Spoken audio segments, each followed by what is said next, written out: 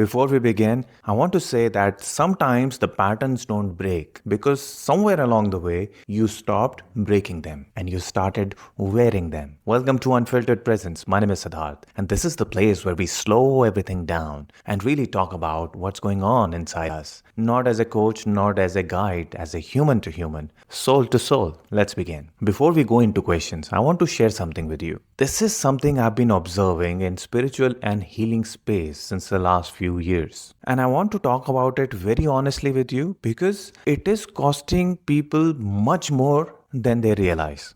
In the last few years, we have become very good in naming our patterns. I'm anxious, avoidant person. I'm hyper independent. This is my abandonment wound. This is my inner child problem. I am codependent, narcissism, narcissist recovery. And this has become a normal day-to-day language. We can casually sit in a cafe with our friend and talk about our abandonment wounds. We have language, we have vocabulary for everything, which is good. Naming these patterns is the first step because there was a time few years ago people did not know a lot of things. Thanks to social media, internet, now people know about these things, know about their own attachment styles, know about their own patterns. Back then, people just felt broken. They had nobody or no one to turn to. But now, good thing is that now we have the language, we have the vocabulary, we know the reasons, we understand these patterns, where they are coming from, which is excellent. That is the first step, and I will give it to it. That is great. Then the problem is,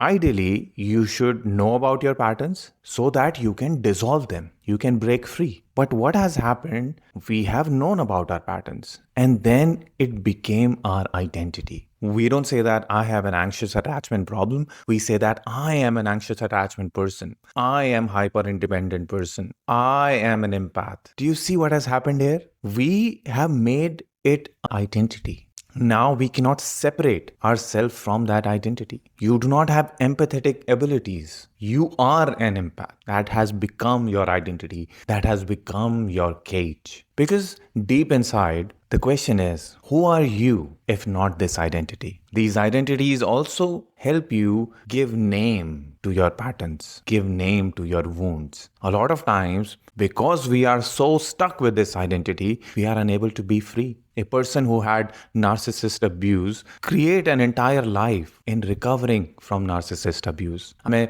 narcissist survivor. That's the label they give themselves. Now, narcissist person has already spoiled their life. But now the after effects, instead of breaking free from it, they are still wearing that word around them all day. Then it becomes the problem. Ideally, you were supposed to know about your patterns and then actively work on it so that you can be free from this suffering. But instead, we knew about the patterns and we are wearing it as a label and still repeating the same loops in the same suffering. And this is a trap nobody warned you about. The same awareness which you thought was healing you has become your cage, your prison. And seeing it everywhere now. People have been able to articulate their own issues, their own patterns better than a therapist. They are very precise, they know it all, but they are still stuck. They are still repeating the same patterns. But now they have the right words, right vocabulary to describe their stuckness. So in today's episode, the 3 questions are pointing to the same thing. I want you to sit with these questions, consume it more mindfully without distracting yourself so that you can understand the depth of it. Let's dive in. So the first question is, why do people crave love but panic when they actually receive it? Now, this is one of the most painful contradiction any human can experience. Your mind wants something, your body is saying something else. When from within you are deeply desiring some love, some connection, but your actions, your behavior, your emotions, your thoughts, they are all exactly opposite of it. You want to say that you want to be held, you want to be supported, but from the outside you may feel like you don't care. And that is a very lonely place to be in. If you have ever experienced it, you know what I'm talking about. Very lonely. So do you know why it happens? See, first of all, it is not mindset problem. It is more of a body problem, more of a nervous system problem, more of your identity problem. Because deep inside, your nervous system has associated love with danger. Before your mind could even understand what love is or describe it in words, your nervous system has already imprinted a definition of love, which is threat, danger, especially when your identity was being created when you were a little child. If love came with conditions, now you will feel the same, that something is going to come. If love felt like abandonment, then now the body remembers that, okay, if love is come, then abandonment will come after this and you are going to get hurt. So again, associating love with danger. If love came with a lot of guilt or criticism in your childhood, then now, of course, you will be experiencing love as danger again. The same thing is going to repeat. The same template is going to repeat. This is what is being imprinted on your body, on your nervous system, on this identity when it was being created. So now even a welcomed love or available love, secure love, safe person walks into your life and your nervous system rejects it because it knows if I become open to it, something bad is going to happen. I will be in danger. So it starts pushing them away. And later on, what happens? You feel the guilt of why did I push them away? I had such a nice person and I ruined it. So, of course, you are damaging that relationship and later on you are damaging yourself. So that's why I said very lonely place to be in. You do not have a mindset problem. It is a body problem because mind knows that, oh, this person is good for me. I should let them in. But by that time, your body has already functioned. The old pattern has already taken place. You have again done the same thing which you have always done. And you got the suffering in the same way. So by that time, the damage is already done. The body has already taken over. Your body, your nervous system is way older than your mind. Your mind has recently learned things. But when you were a child, when that identity was being created, pretty much most of the imprints were done. That's why I call them karmic imprints, because your childhood, majorly you are just downloading everything. You're just absorbing everything. That is beyond your free will. That's why it is karmic. So you do not have a love problem. You have a safety problem. Until you train yourself to experience love with safety, no amount of healing, meditation, or spiritual practices are not going to help. There is a part of you who desires, who want, then there is a part of you who panics. Right now, the panicking part is leading your life. So that identity, that survival self need to dissolve and it needs to know that you are no longer in danger. And once you are able to do that, you'll be free. Let's move on to our next question. Stuck in anxious avoidant pattern, pursue distancer, karmic. This person has not used a lot of words and just given me some keywords. Anxious avoidant pattern, the distancer, pursuer pattern, karmic. I love that you have used the word karmic, and I love that you are so self-aware. You know so many words. You know what exactly is happening within you. And you using that word karmic means that you know that this is not only psychology. This is not only behavior. It is much deeper than all of it because it is repeating over and over again. First, let's talk about anxious avoidant pattern. It is one of the oldest karmic patterns you will see. One person is chasing and the other person is pulling away. The more they chase, the harder the other person pulls away. And the more they pulls away, the other person, they chase even harder. Stuck in a loop. Both the people think that the problem is in the other person. Oh, if they can just be more available to me, I'll be fine. The other will be say, if they can just stop bothering me all the time, that would be nice. I would open up to them. They are always on top of me. The person think that the other person is the problem and they are fine. But if you'll see deeply, they both are trying to protect themselves. The anxious person feels that if I get enough security, I will be safe because they are afraid of abandonment. The avoidant person also want to protect themselves. They think that, oh, if I open up too much, probably I will be consumed.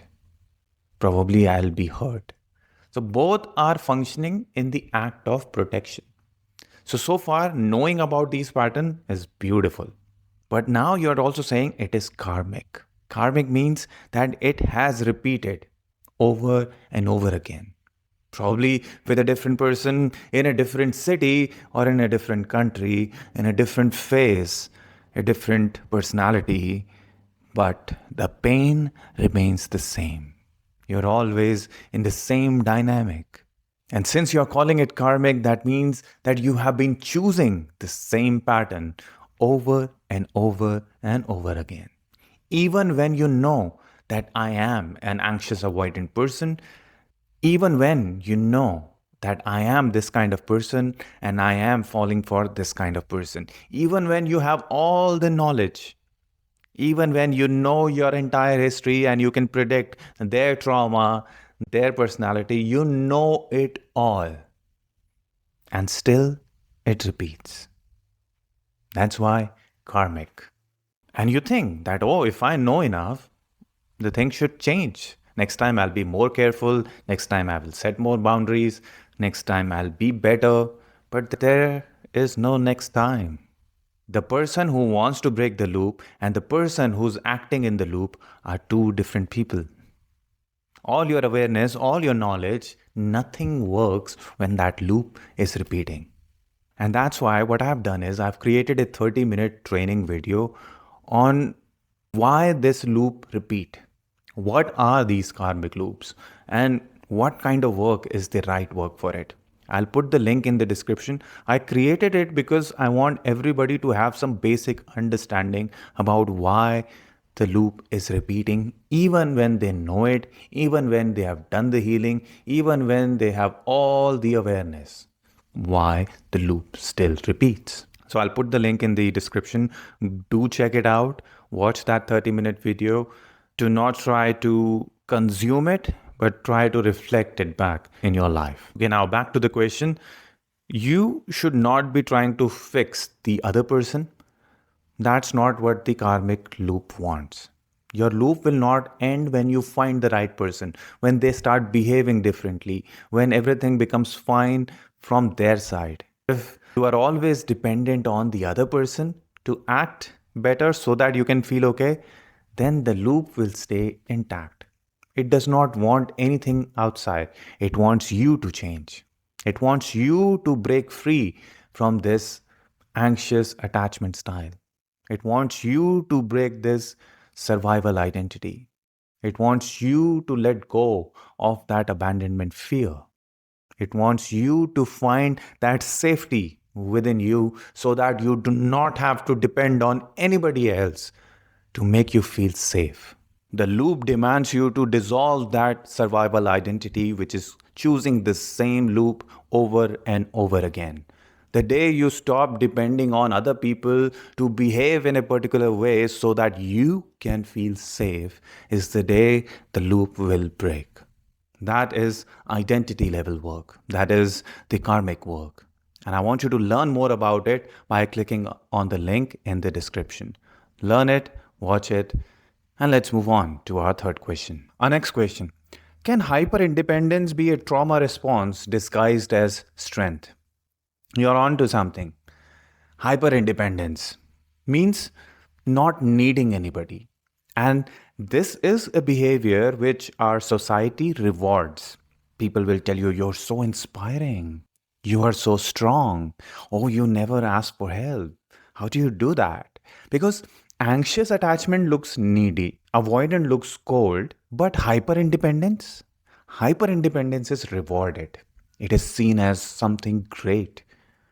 Oh, I don't need anybody. I don't need a man. I don't need somebody to hold me in my life. And people will applaud. People will put Instagram quotes about it. There will be mugs or t-shirts printed about these, and it is rewarded.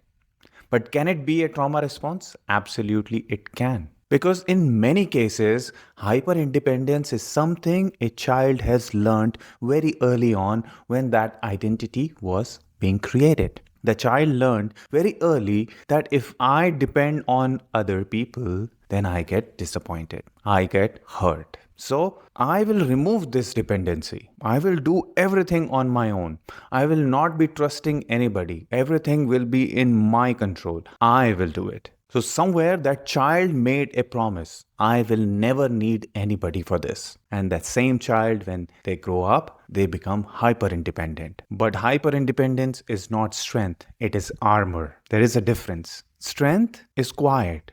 Armor is loud. Strength will allow good things to come. Armor will block everything. Strength is all about you being free, trusting yourself. Armor is only about trusting yourself and being in control all the time. Most of the hyper independent people are also the people who will not be able to trust others, who will not be able to be open in front of others. Strength, you can stand wherever you are, in whatever situation. If you have strength, you'll be fine. Armor is no. I will not take it any other way. I will only stand on my own. That's the difference. And the worst part is hyper independence is rewarded. People will say you are so inspiring. People will say that you never need anybody. You're so strong. I love that about you. And deep inside, that person also want to be held. Because this hyper independent person is tired of carrying everything on their own. Because there comes a time then when they would want to be held, when they want to let this armor down and be safe. If you are listening to this and if you can feel some discomfort, some reflection, then I want you to know that see where is that discomfort. Because somewhere that is not strength. That is a pattern ready to be broken. Hyper independence is only trying to keep you safe from disappointment, from abandonment, but real strength will help you be free, where you trust yourself enough that no matter what happens, I'll be fine. And you are ready to open up to other people. You are ready to be held. You are ready to finally get that support and let that armor down. It is tiring. So yes, hyper-independence can be a trauma response, but it doesn't have to. So if you look at all of these questions, one thing is very clear, that the pattern, the root is same. What happens when you know the connection is unsafe? What happens when you enter uncertain territory, unknown territory? What happens? Do you panic and do you chase? Do you crave? Do you dance around it? Or do you avoid it and call it strength? Different patterns, same root. And in order to dissolve this root, you do not need more knowledge. You do not need more podcasts, more books, more modalities, more meditations. None of that. Because they have done their job. Their job was to give you the awareness. Their job was to give you the techniques so that you can know, you can name these patterns. And then it is your job to break free. Awareness is the beginning. It is not the end. If you are aware about your patterns, if you can name your own behavior, all the patterns in your life, good. But that does not mean that the loop will be broken. For that, you need some more work. You need more actions, more karma. And for that, you need to let go of these survival identities, these karmic imprints on which your identity was created. Because every time you are in danger, these old identities, these old imprints just take over and they drive your behavior. They run your life. For that to happen, you need to let go of this identity, this conditioned self, which was created by the family, the society, the culture, the beliefs. They made you. And you are repeating the same patterns. So somewhere, this identity needs to be dissolved. Once again, watch that training which I'm putting in the description. Spare 30 minutes for it. Do not do any multitasking. Pay attention. Understand how your identity was formed. What you are calling you. What I'm calling I. How this I was created. Once you know that, you will stop depending on the external world and you will find the strength within. And once that happens, you're free. You'll be able to break a lot of patterns. That's the end. Awareness is the beginning. Dissolving that survival identity, living freely is the end. My quick advice, do not make these patterns your new identity. Stop worshipping these wounds. Stop worshipping your past. Be free. There should be only one goal, liberation. Liberation in this life. What happens after you die doesn't matter. Here in this life, you need moksha. Here in this life, you need liberation. That's the life. Liberation from fear, liberation from defense strategies, liberation from suffering, and reaching your own space, your true nature, Sat, Chit, Anand, existence, consciousness, bliss. I'll talk more about it in our next podcast episode. I'm also planning to launch it very soon. Season 2 would be exciting. So far, we are done with season 1. We had like 13 episodes. Thank you for all the love which you have showed. But now, same thing is going to continue for the next season. I have a lot of cool concepts like Satchitanand, so be ready for that. For now, my quick advice: stop making these patterns your whole identity. And if you remember, I started this video by saying that some patterns are not breaking because somewhere down the line you stopped breaking them and you started wearing them. I still stand by this. Do not make these patterns your identity. If you have those tendencies, if you get anxious, if you feel empathetic abilities for other people, that is great. But that also needs to come with some boundaries. Your anxiousness needs to put a stop, not by managing the external world, by managing yourself. Your identification matters the most here. If you identify with that identity, then the same pattern will repeat. The day you stop saying, this is who I am, and the day you start saying, this is what I want to release, is the day your journey will actually start. Awareness has done its job. Now you need to take it to the next level. You are not the anxious, you're not the avoidant, you're not the hypervigilant, you're not the empath. You are the awareness behind all of this. You are the Sat Chit Anand. Do not mistake these identities for your true being. That's the work. And that's what I would love to walk you through. Until next time, do take care of yourself, and I will see you soon. Goodbye.